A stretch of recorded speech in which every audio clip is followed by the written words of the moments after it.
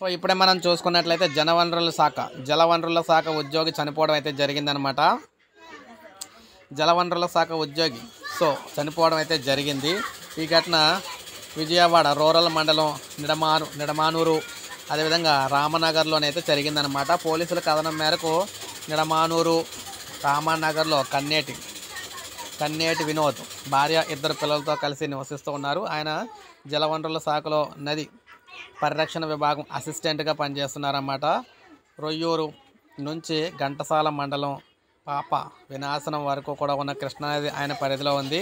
వినోద్ మద్యానికి బానిసై తరచూ ఇంట్లో గొడవ పడేవారు. విధులకు సైతం గైర్హాజరయ్యేవారు. గతంలో విధులకు హాజరు కావాలని కూడా ఉన్నతాధికారులు ఫోన్ చేస్తే తాను చనిపోతానని కూడా బెదిరిస్తూ వాట్సాప్లో అయితే ఈ విధంగా బెదిరించేవాడు అనమాట. ఈ క్రమంలో ఆయన కూడా తమ శాఖలో కొందరు అధికారులు కారణం అంటూ కూడా నోట్ అయితే రాయడం జరిగింది. సో ఈ విధంగా తాగి అపస్మారక స్థితిలో అయితే పడిపోయారనమాట. కుటుంబ సభ్యులు గమనించి హుటాహుటిన ప్రభుత్వ ఆసుపత్రి తరలించారు. వైద్యులు పరిశీలించి అప్పటికే మృతి చెందినట్లయితే చెప్పారన్నమాట.